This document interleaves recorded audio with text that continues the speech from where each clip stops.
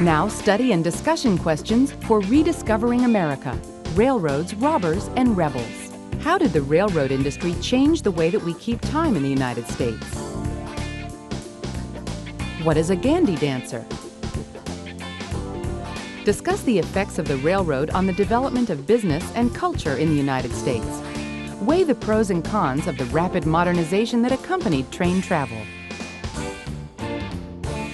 Assignment Discovery now presents Rediscovering America, Railroads, Robbers, and Rebels.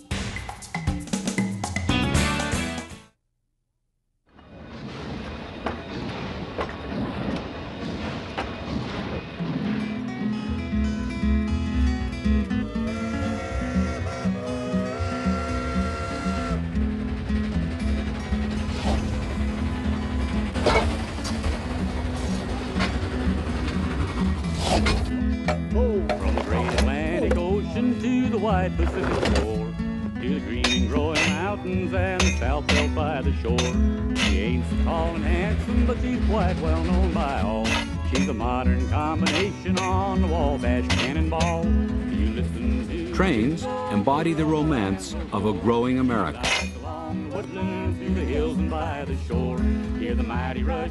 But trains also buried a lot of Americans.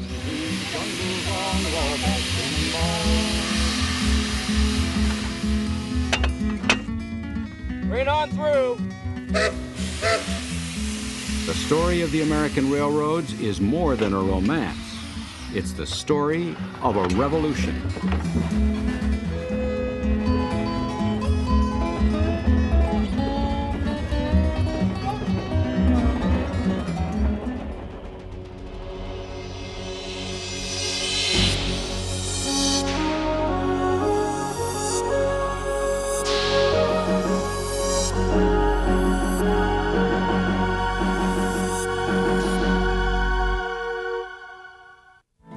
I can hear a whistle blowing, high and lonesome as can be.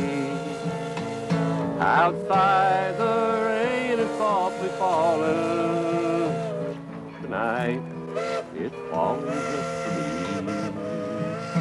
Looking back along the road I traveled. To travel on the railroad is part of an old American instinct, to be away and across the land. Is like some rolling freight train, and cold as starlight on the rail. But I boomed up there on a freight train as a boy. Yeah. Because I didn't have any money on UP. Utah Phillips is a singer, philosopher, and poet who's also spent a lot of time as a railroad hobo. That idea, if it's intolerable here, if my life is screwed up here, if I'm wanted by the law here, I can get on that freight train and run. The romantic part of it is the notion that in order to be free, this is typically American, in order to be free, you've got to be mobile. You've got to be able to move. Trains like this produced an enormous technological change on the face of the American land. They bound people and places together. From the farms to the cities, trains made America run. At first, they ran without signals or schedules, and some even without brakes. But they ran very fast, and sometimes with disastrous results.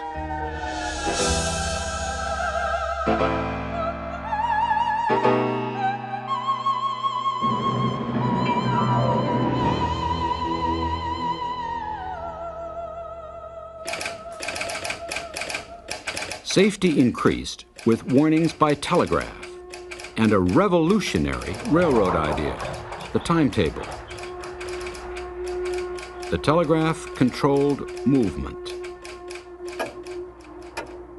Clocks that had formerly been set differently and locally were made to conform to railroad time as stated in timetables.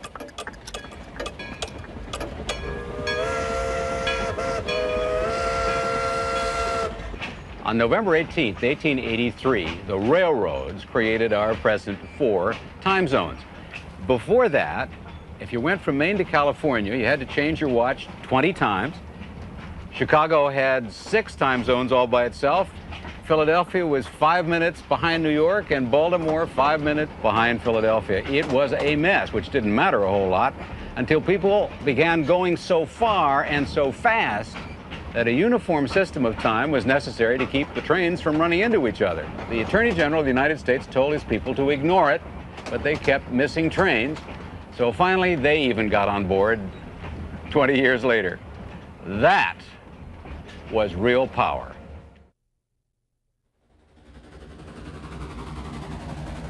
The railroad wrought a revolution, armies to build their tracks and lots of casualties. Financing those machines and those armies required and created imperial fortunes. Some men grew very rich, some sweated and suffered so many injuries that mass unions and protest political parties were formed. Power, wealth, anger, and a new emphasis on speed, on work done by the hour as fast as possible. So these great machines brought on our world. After the Civil War, railroads spread out westward, uniting the transportation of a country that had been reunited politically.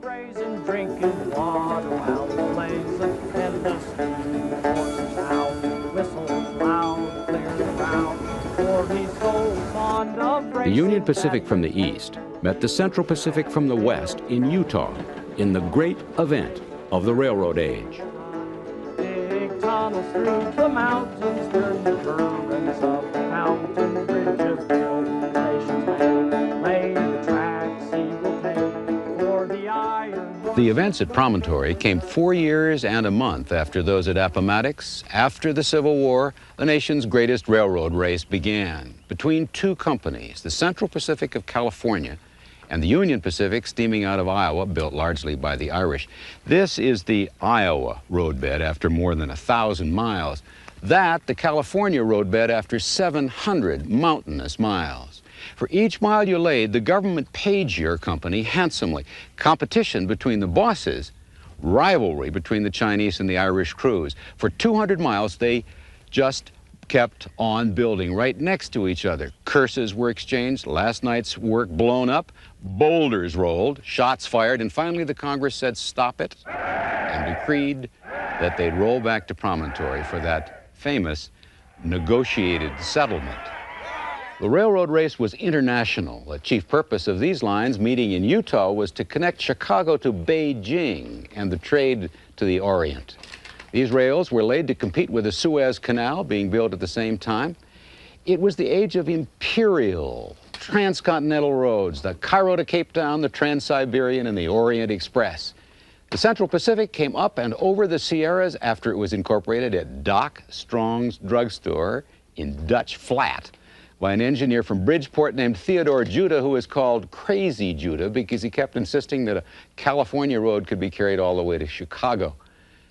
Judah persuaded California's rich of his vision, and after failing to bring in masses of laborers from Mexico, they tried the Chinese. I know what drove a lot of the men to work on the railroad was a desperate personal need. Many of these men came from extreme poverty. They were driven out of China to look for work by the Taiping Rebellion, by the Opium Wars. But whether or not they understood the immensity of what the railroad, transcontinental railroad, meant, I don't know. What was it like to work on that railroad up from the Sierras and into this kind of country? Most of the work in those days, of course, was done with a pickaxe, perhaps a shovel, little black gunpowder for blasting materials. That was it. You had sheer granite cliff faces. Men were lowered down in baskets to chip out holes, fill it full of black powder, and then ignite it and then try to get out of the way before it blew.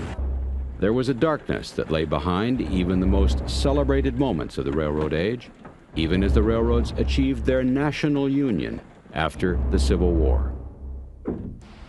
As General Grant became President Grant, railroad finance entered a squalid phase of monopoly capitalism. Grant's tomb is a memorial to the best of Lincoln's generals who used railroads to win, and one of the least fortunate of his successors as president, having been caught up in railroad scandals. The Homestead Act and the Railroad Act, passed during the war, produced a great post-war boom. But this is not a celebratory building. It's a symbol of the loss of idealism in the blood and the mud of the Civil War. Hundreds of thousands of youthful people went to work and went to war, fervent for national service. Afterward, in the exhaustion of war, a surge of cynicism swept across the country, and a disillusioned nation abandoned the gospel of civic virtue and embraced instead a gospel of private gain. Today's markets are regulated. Unregulated trading in railroad stocks after the Civil War led to corners, collapses, monopolies, and fraud. The old trading companies ranged from the Far East to Hudson's Bay, but there's a difference between owning and occupying and trading. The holding company, the trust, and the monopoly stretching all across the country were new things. The modern corporation came into being with the railroad, internationally financed, continental in its reach, and with it a new kind of capitalist, playing for much higher stakes with brand new rules. The old traders aspired to be gentlemen, and the new monopolists and tycoons aspired to be rich. Some of the railroad stock manipulators were rightly called robber barons. Cornelius Vanderbilt, Daniel Drew, Jay Cook, Jim Fisk, Jay Gould, Leland Stanford, Collis Huntington, Edward Harriman, and Henry Villard. They devoured much of the wealth of the nation.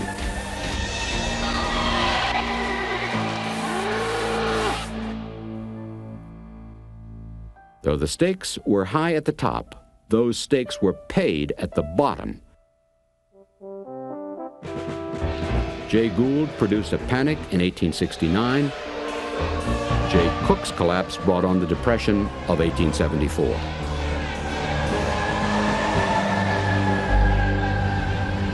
During the railroad age, many of the celebrated panics of Wall Street were caused by manipulating railroad stocks by raids of predatory short selling. Though the country was expanding, during those short-term panics, conditions among the working people were hideous. In New York, in the Panic of '74, 90,000 people were so destitute they took shelter in police stations. 4 years later, discouraged immigrants going back to Europe from places like Castle Clinton were so desperate that after the steamship Metropolis sank, full of immigrants, hundreds begged for places on the very next ship to get away from America.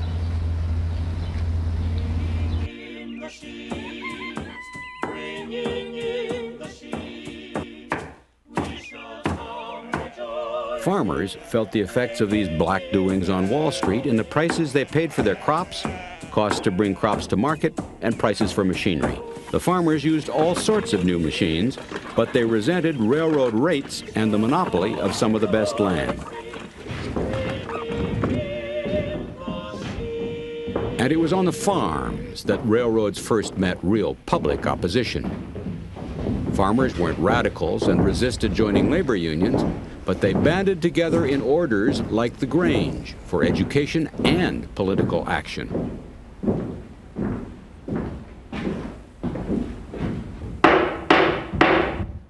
The Grange, like other farmers' associations, opposed the railroad monopolists. Tom Woods is a biographer of Oliver Kelly, founder of the Grange, and he's good at leading oxen, too. Well, Oliver Kelly came to Minnesota in 1850 from Boston, and he was the son of a tailor, came out here basically to speculate on land, and ended up farming, and then eventually founded the Grange in 1867. What they wanted was to reinvigorate individual liberty in America, and they also wanted to control monopoly capitalism. And we saw that throughout the 19th century in the Populist Party. We saw that in the early 20th century with the Progressives, and we're seeing that in many political parties today. The American promise was that everybody had an opportunity for economic success. And what the railroad did was they combined to eliminate competition, raise the cost of doing business, and cut into the farmers' profits so that farmers could not get ahead any longer.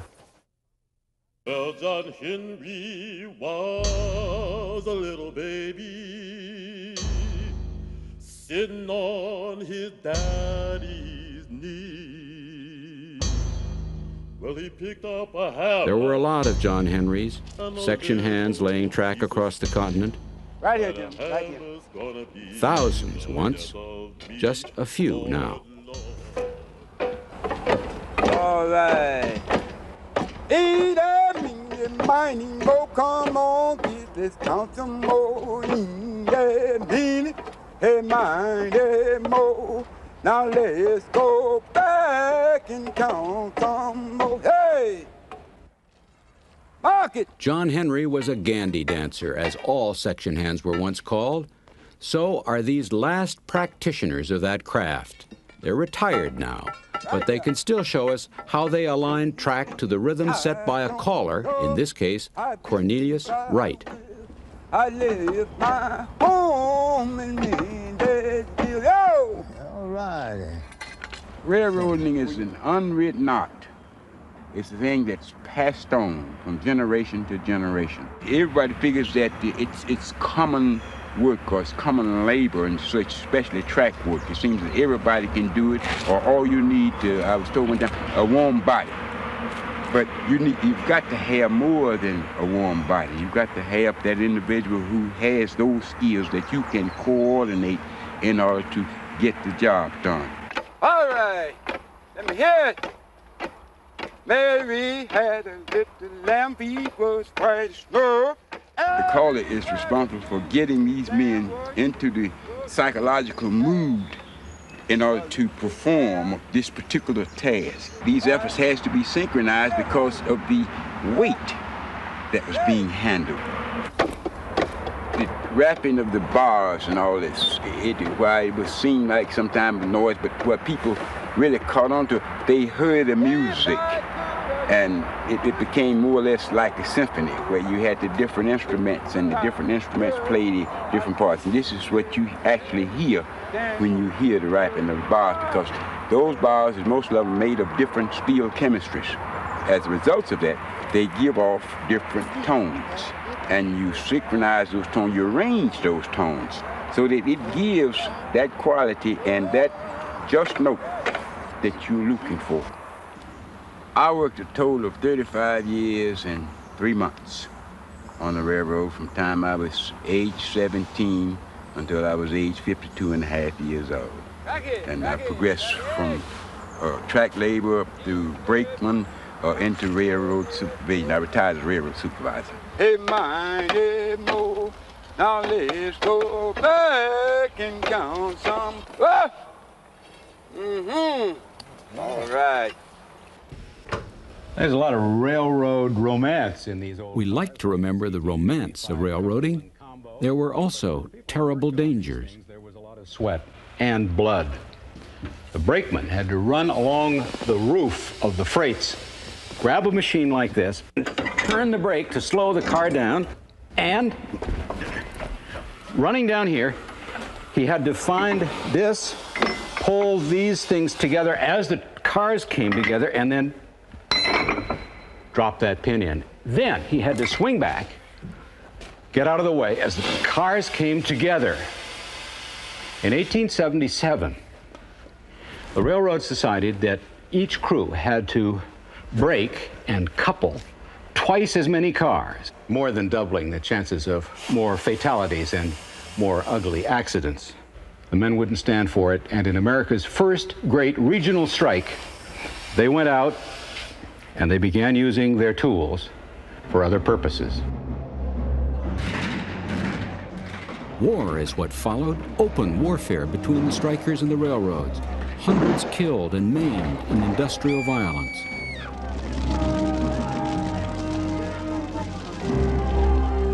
Violence whirled out of centers of power as the federal and most state governments acted against the strikers. Reform seemed beyond hope. This is Chicago's Rookery Building, so-called because here roosted in the 1880s the speculators and the brokers, while not far away in Haymarket, the rioters were rioting and the Pullman strikers were pitting themselves against not just strikebreakers and Pinkerton, but when the president or the governor was unfriendly to striking, against the National Guard and the United States Army as well. Respectable people were finally driven to join in the call for reform in a campaign urged along by Theodore Roosevelt from his front porch at Sagamore Hill. Theodore Roosevelt disapproved of the new rich railroad tycoons such as Gould and Fisk. He said they were unattractive and vulgar, and they were, these malefactors of great wealth. On this porch, he assured his neighbors that he still believed that wealth is embodied thrift, foresight, and intelligence.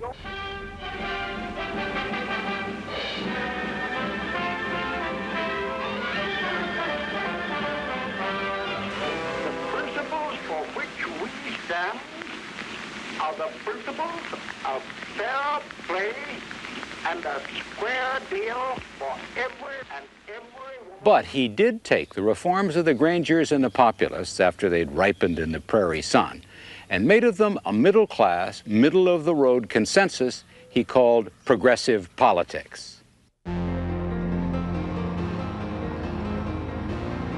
The railroads have transformed themselves during the 20th century. Trains are bigger, faster, sleeker, and safer.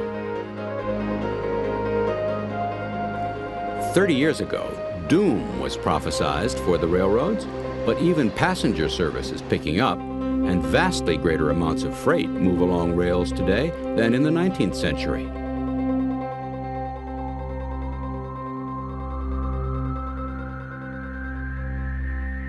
Some modern railroads now move above their rails, propelled by magnetic levitation. The present is practical. Only the past and future are romantic, and the future of railroads looks in some ways better than their past. The railroad, more than anything else, produced the age of speed, the age of big money, the age of mass labor organization, the transformation of American society. You can tell something mighty's occurred when the incomprehensible quickly becomes the conventional. In 1850, nobody said, hurry or you'll miss your train. By 1890, millions lived on schedules created by a few men in big cities. The railroad timetable was the document recording the mobilization of American society. There were many benefits. The nation didn't fall apart as it got a lot bigger. Agricultural states were producing a whole lot of food carried to the big cities, and if I'm not very careful, I'm going to miss my train.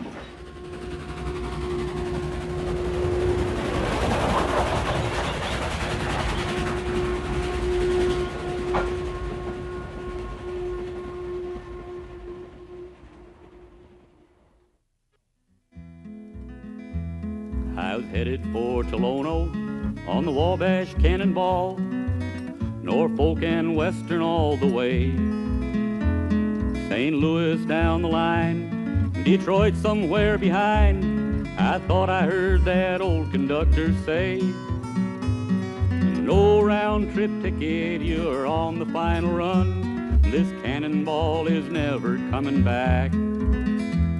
Tomorrow she'll just be another memory and an echo down a rusty railroad track.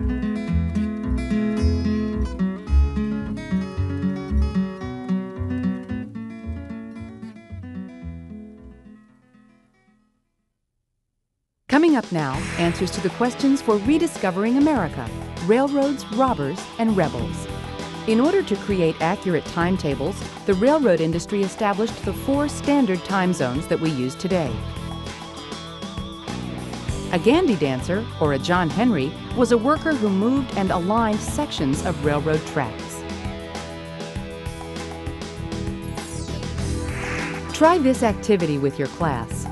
Locate the train station nearest your community. Find out when it was built and how it affected the development of your town.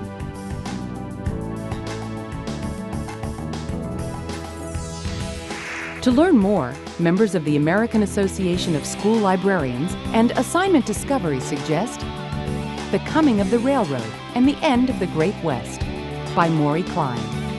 Ask your librarian to help you explore the many resources your library has to offer.